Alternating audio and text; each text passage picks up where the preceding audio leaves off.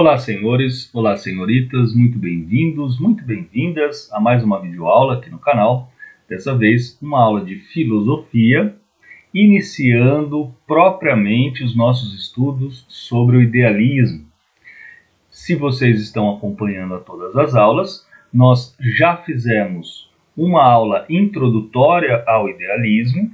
Naquela aula, nós apresentamos os problemas que a filosofia kantiana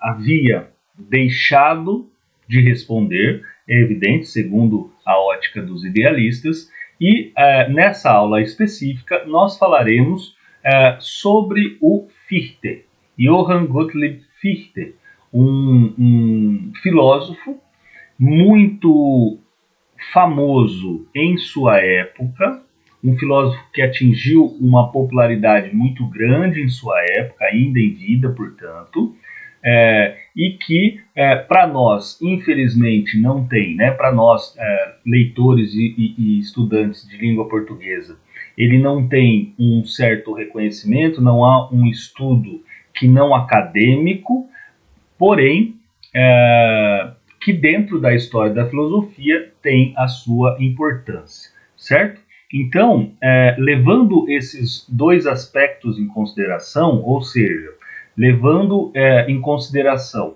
que Fichte é muito importante para a história da filosofia, para nós entendermos o que virá após a sua reflexão, mas também levando em consideração que não é um filósofo estudado e cobrado nos vestibulares, o que eu vou fazer aqui é apresentar um dos problemas levantados por ele, que a filosofia, né, então, kantiana não havia respondido, e vou explicar para vocês de que modo ele consegue superar esse pretenso problema, né, esse problema alegado por ele.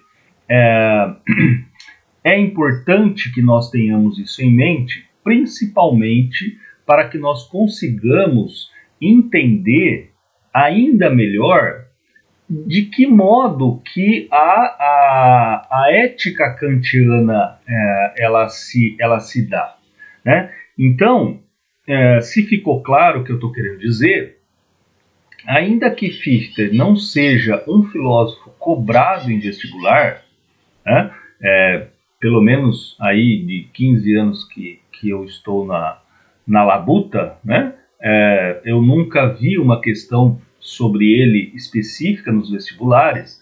É importante entender pelo menos esse aspecto que eu vou levantar aqui com vocês, para que a gente consiga entender melhor a ética, ou melhor, a filosofia moral de Kant. Essa sim, cobrada anualmente aí nos vestibulares, né? Então, vamos tentar olhar para essa aula e olhar para esse filósofo com muito carinho. Por quê? Porque na pior das hipóteses, você vai aprender, você vai entender ainda melhor a filosofia moral kantiana. Certo, moçada? Nós temos aulas sobre o Hegel, e o Hegel é posterior ao Fichte. Por que eu estou dizendo isso? Porque o Hegel, ele é conhecido, e para nós aqui em língua portuguesa também é cobrado e etc., ele é conhecido por ter criado, ou então para ter recordado, trazido a dialética, o método dialético, trazido de Heráclito. Mas esse método dialético, ele já está presente no Fichte. Então, quer dizer, existe uma importância aí que não é das menores sobre este filósofo. Inclusive, ele dará também, digamos, ele semeará algumas ideias que os românticos, irão utilizar também na sua maneira de pensar. Certo? Bom, então vamos lá conversar um pouquinho sobre esse filósofo. O Fichte tem uma frase muito interessante que ele diz o seguinte: depois que eu li a Crítica da Razão Prática, ou seja, depois que ele leu o livro de Kant que fala sobre a filosofia moral, ele disse que, depois que ele entendeu, né, a Crítica da Razão Prática, ele disse que teve o melhor dia da sua vida. Né? Foi o dia mais feliz da sua vida quando ele conseguiu entender a Crítica da Razão Prática. Bom, e é por esse viés que nós iremos, né? Como eu disse a vocês, eu não vou lá falar tanto explicitamente da teoria do conhecimento, eu vou me focar mais na filosofia moral. Bom, o que dizia, então, em resumo, você já sabe, se assistiu às aulas de Kant, o que dizia a filosofia prática de Kant? Que nós devemos desconsiderar a realidade, desconsiderar a concretude, desconsiderar as condições sensíveis para poder agir livremente, certo? Agora, desconsiderar, então, em outras palavras, nós devemos desconsiderar a experiência para podermos ser sujeitos morais. Morais. Lembre-se da ideia do dever, da ideia do imperativo categórico, da ideia da vontade boa. Né? A vontade boa. Bom, ao mesmo tempo que na Crítica da Razão Prática o Kant afirma isso, na Crítica da Razão Pura, ele afirma o contrário, ou seja, que nós não temos condições de conhecer o mundo em si. Por quê? Porque, lembrem-se, nós, ao olharmos para o mundo, nós colocamos no mundo algo que é nosso. O que é nosso? As formas de sensibilidade puras a priori.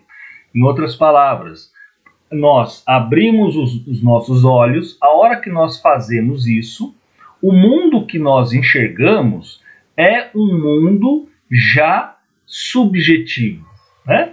É um mundo subjetivo, porque é o mundo em que eu coloco as coisas. Eu coloco o tempo, eu coloco o espaço, eu coloco as categorias, enfim, eu coloco a ideia de causalidade.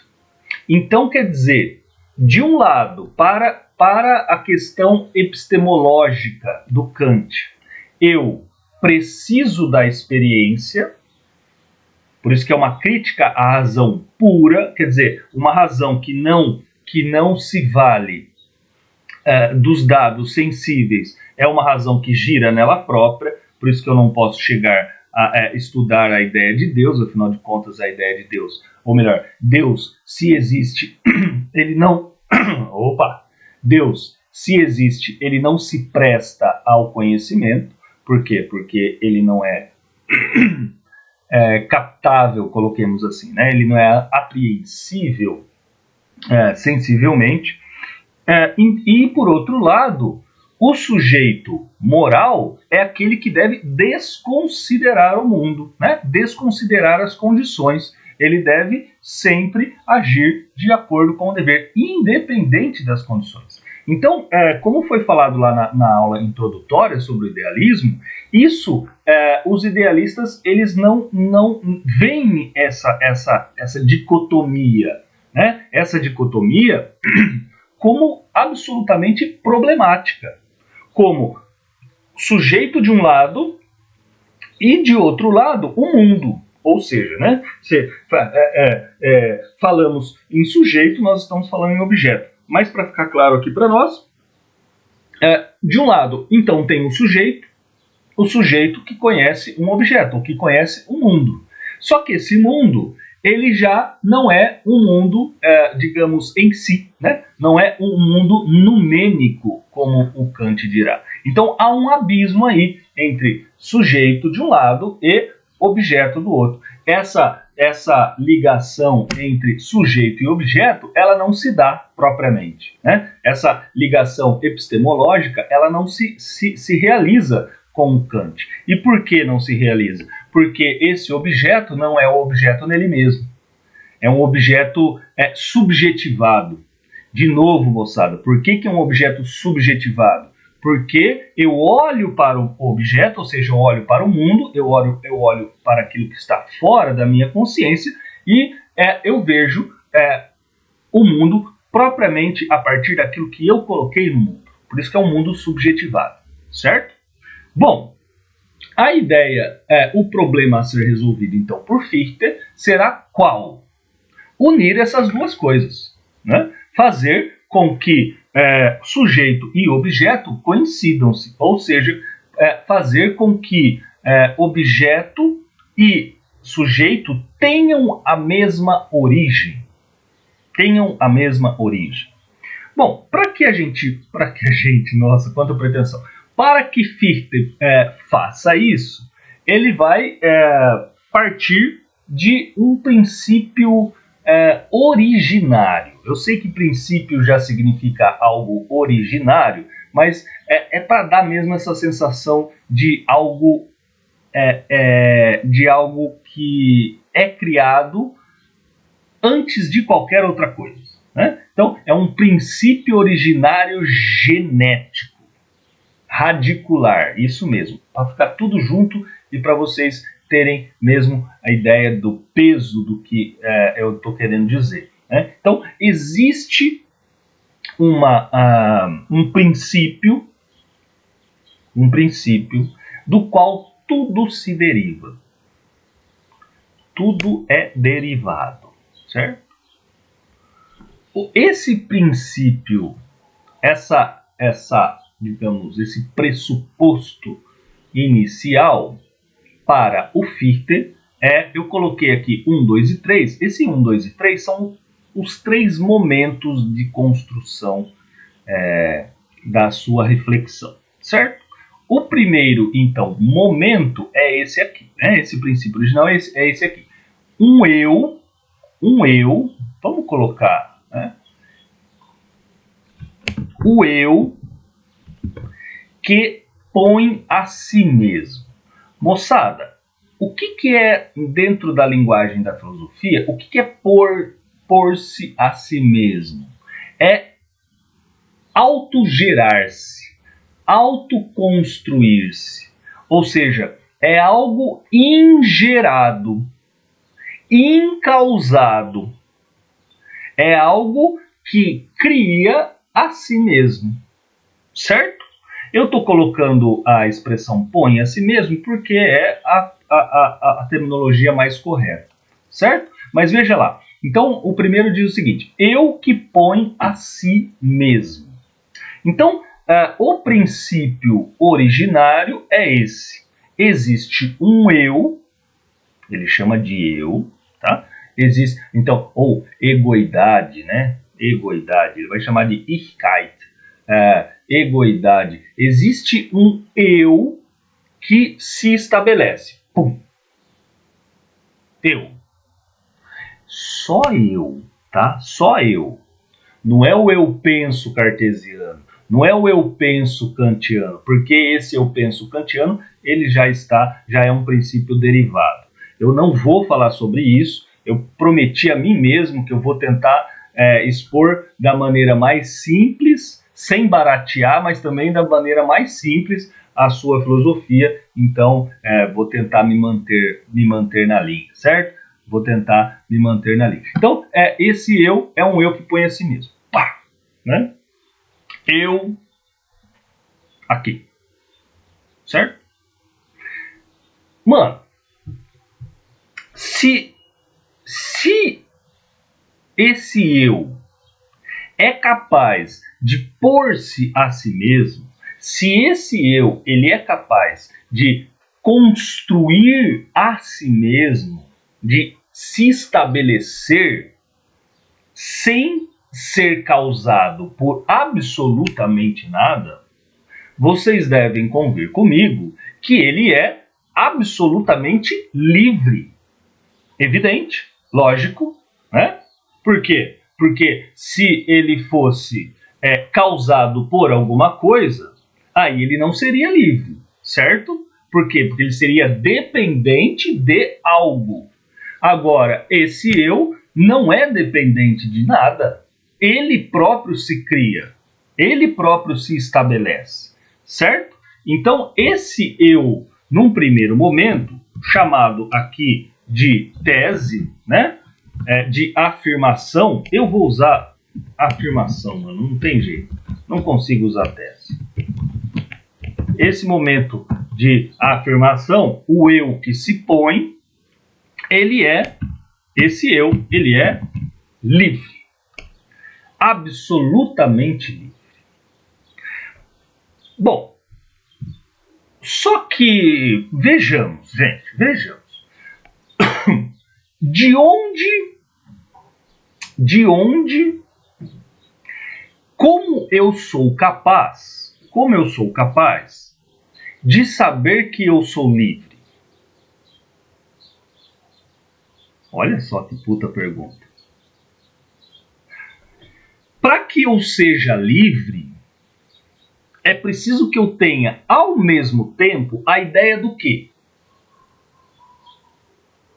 Vai, força. Para que eu seja livre, para que eu conheça a liberdade, é preciso que eu conheça também e ao mesmo tempo o quê? A não liberdade. Sim ou não? É só a gente pensar, moçada. Para que eu saiba o que é alto, né? O que é alto, eu preciso saber o que é baixo. Para eu saber o que é frio, eu preciso saber o que é calor. Isso é ao mesmo tempo, certo? Então veja que que as palavras, ou então as categorias, ou então o pensamento, para que tenha efetividade, ele não é aquele mundo das ideias do Platão. Lá no mundo das ideias do Platão, sim, lá você tem todas as coisas separadinhas, uma em cada canto, e firmeza, né? Agora, aqui não.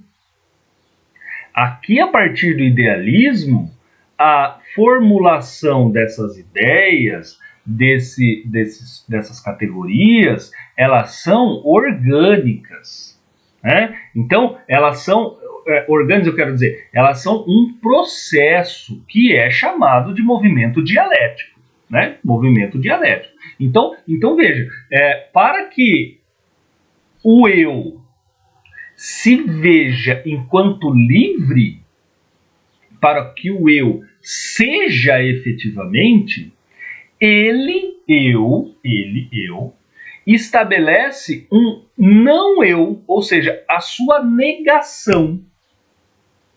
O que é o não eu? O não eu é a limitação, é a necessidade. Veja, gente, me acompanhem, por favor, que isso é maravilhoso, né? Isso é maravilhoso. O eu, então vamos colocar aqui, esse eu põe um não eu. Esse não eu, claro, é a negação, certo? O não eu, ele é o limite. Olha só, gente. Ai, meu Deus do céu, eu piro o cabeçote. O não eu, ele é o limite, a contraparte para que o eu se conheça, para que o eu se reconheça enquanto livre. Então, esse não eu é o limite. Vamos colocar assim, o limite. Ou então, se vocês acharem melhor, eu acho melhor pelo menos, necessidade, né? Então, de um lado você tem a liberdade, que é o eu, só que o eu, para se ver livre, ele precisa do seu contraposto. Ele precisa do seu contraposto. Seu contraposto é a necessidade, certo? É o que ele já está dizendo, o não eu. né? O não eu. Bom, se deu para entender, o que esse filho de uma mãe acabou de criar? Ele criou um sujeito, né? Um sujeito ideal, claro, não é um sujeito empírico, embora eu vá falar um pouquinho de um pretenso sujeito empírico, mas ele criou, então, um sujeito que conhece, e ele criou um objeto a ser conhecido, certo?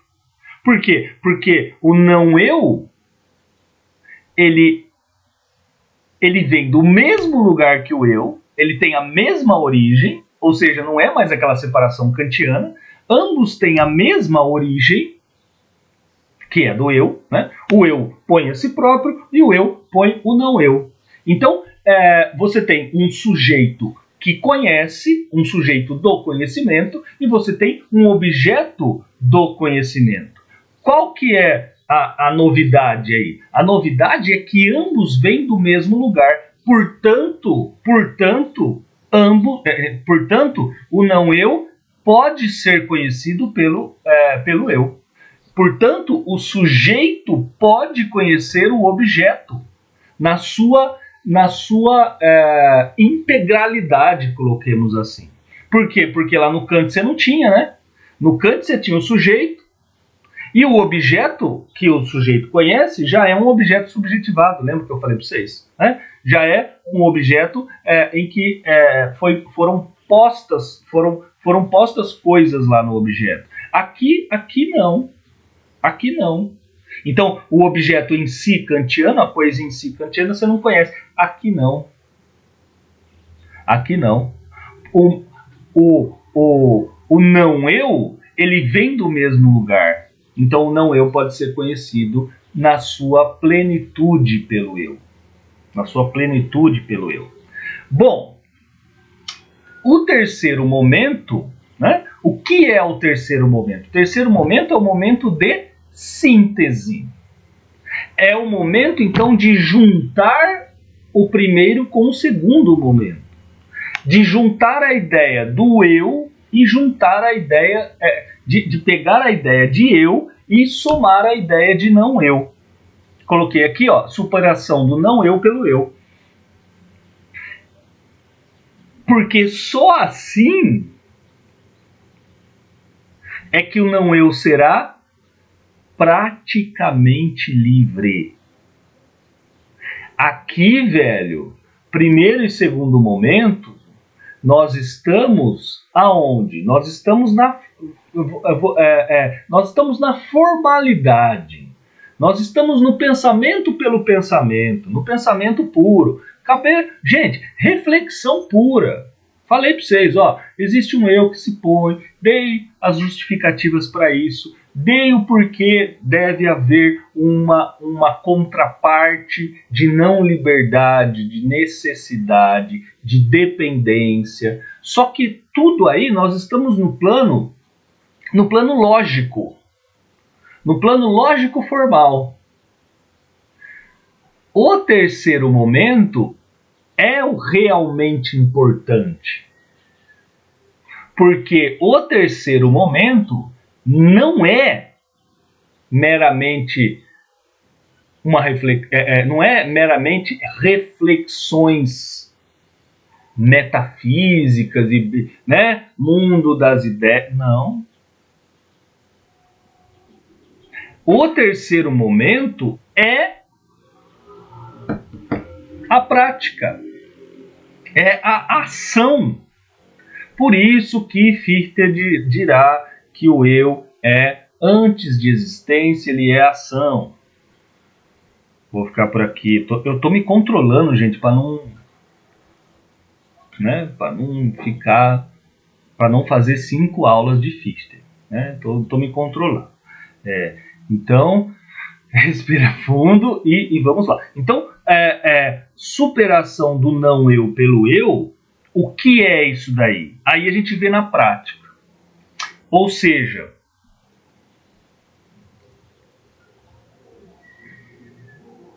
Imagina, tá, gente? Porque não é exatamente o que Fichte disse, mas vai funcionar. Para nós, para os nossos propósitos, vai funcionar. Imagina que esse eu seja você, tá? Tente se colocar aí nessa ideia de eu, tá? Beleza. Imagina que o não eu seja o mundo em que você vive, que você olha aí pela janela e etc. Então, vamos convir, né? Vamos convir. Você, de um lado, e o mundo, de outro, certo?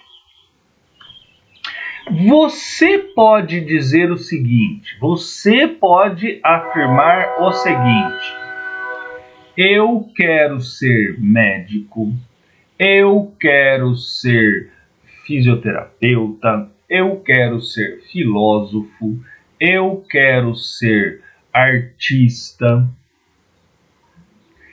Ó, você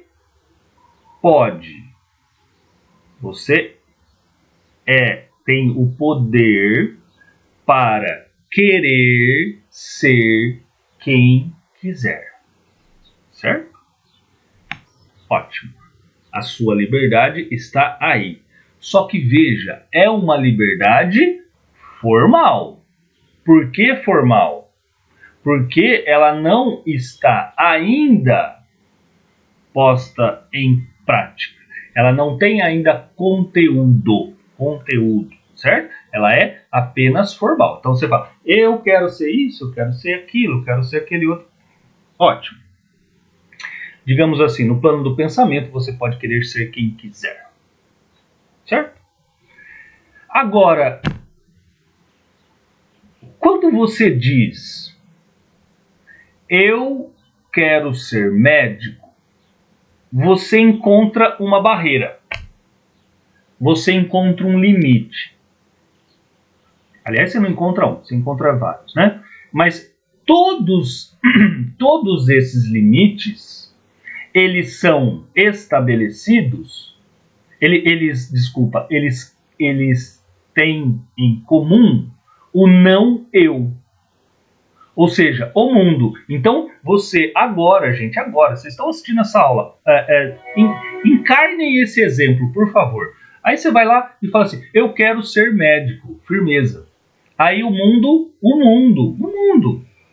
esse negócio que está fora de você, diz assim, você tem que ter pelo menos, sei lá, 25 anos, 22 anos. Você fala, eu não tenho. Então, o não eu, ele vai lá e te barra. Pá. Por que você tem que ter no mínimo? Porque você tem que fazer a universidade é a partir dos 17, 18, dependendo né? Depois você tem lá mais não sei quantos mil anos de residência e formação e parará. Então, veja, isso tudo é limitação, né? Eu quero ser artista.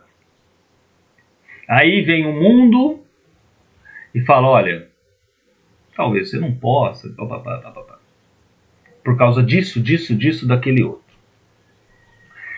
Onde eu estou querendo chegar? Onde Fichte está querendo chegar?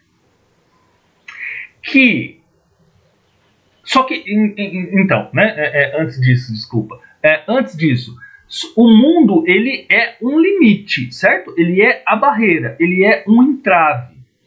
Porém, nós não ficamos por aí. Porém, o movimento do eu, ele não fica por aí.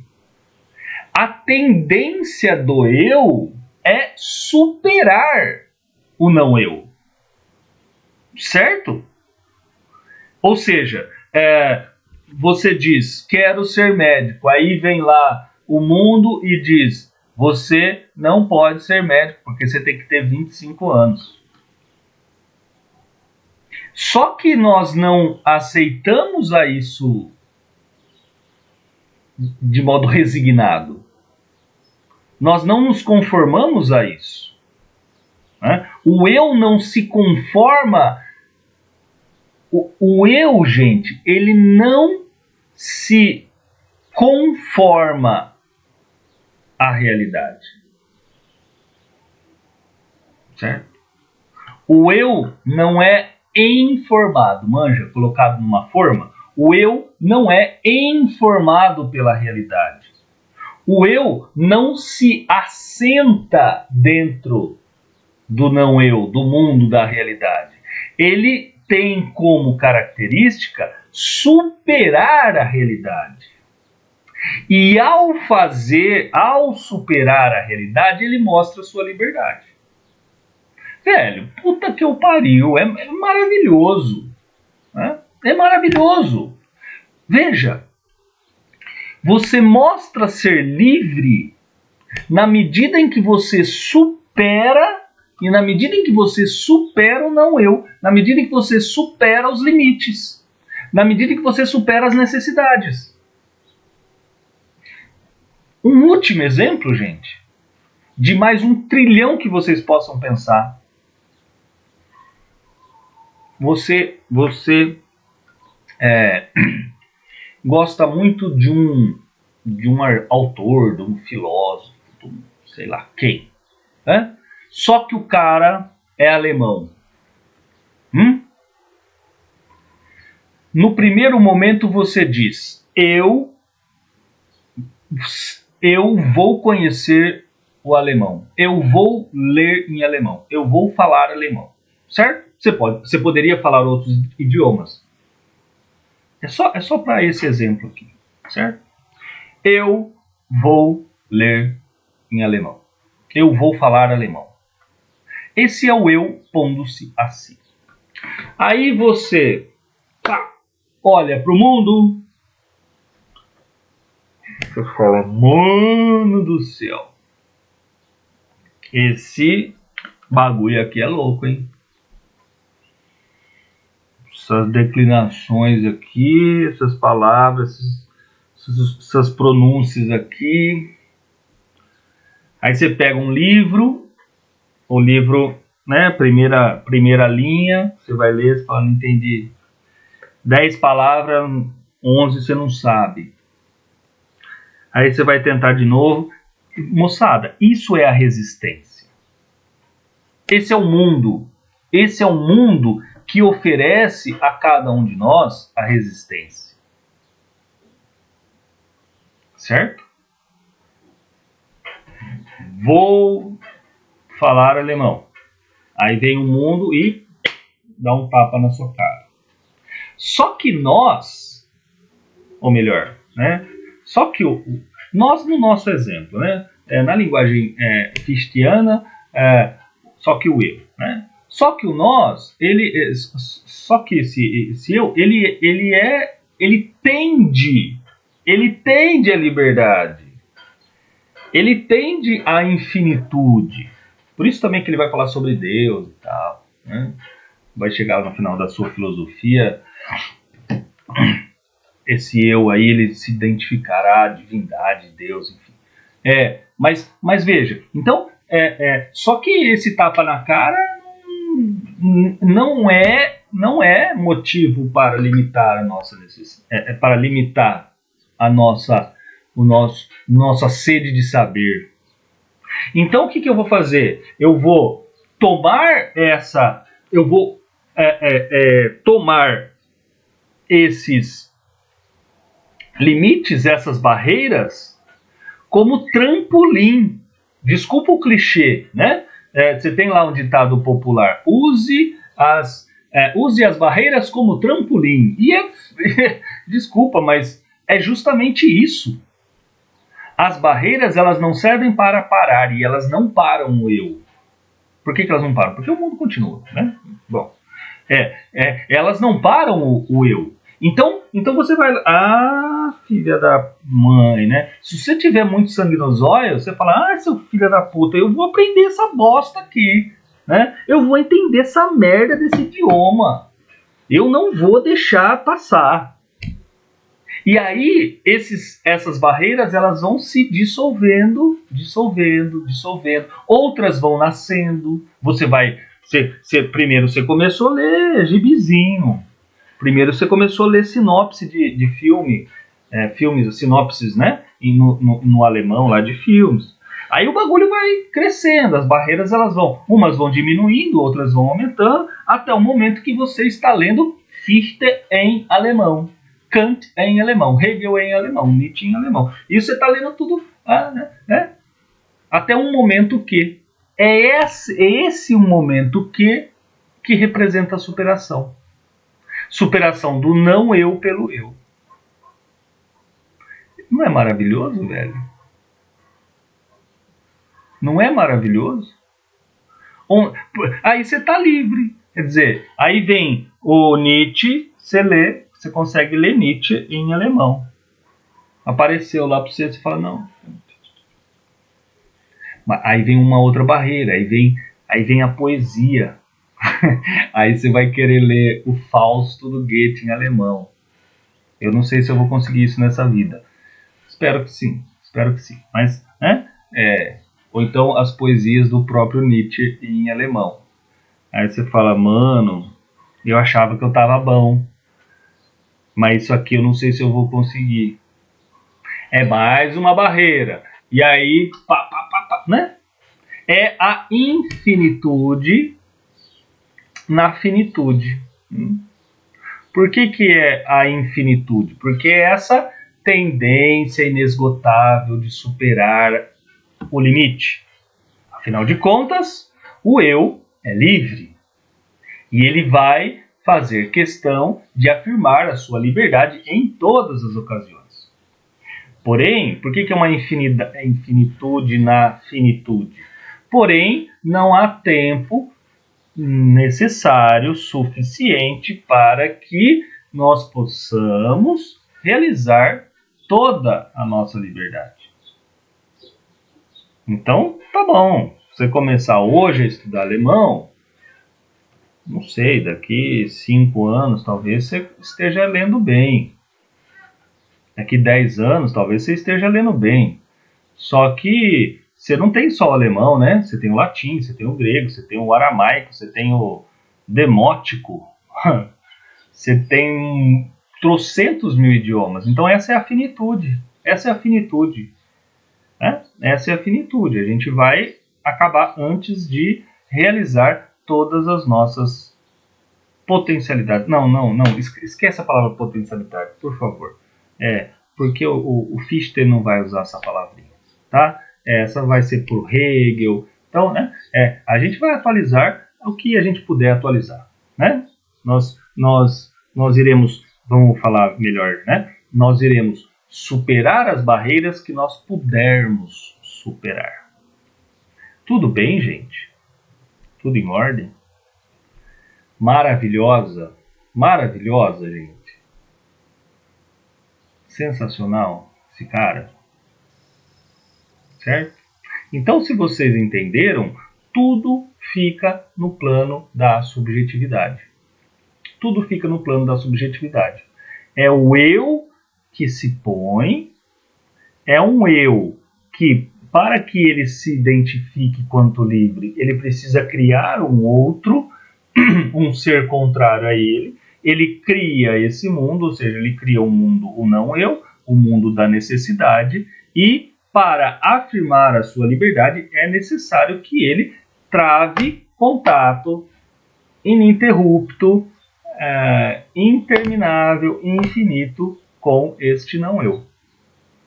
Certo, moçada? Então tá bom. Muito obrigado pela companhia, muito obrigado pela atenção de vocês.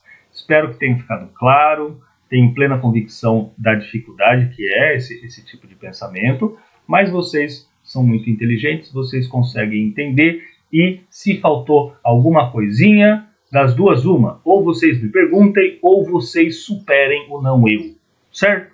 Supera o não eu, sangue nos olhos, soca a porva, é isso aí. Um beijo, muito obrigado, até a próxima. Valeu!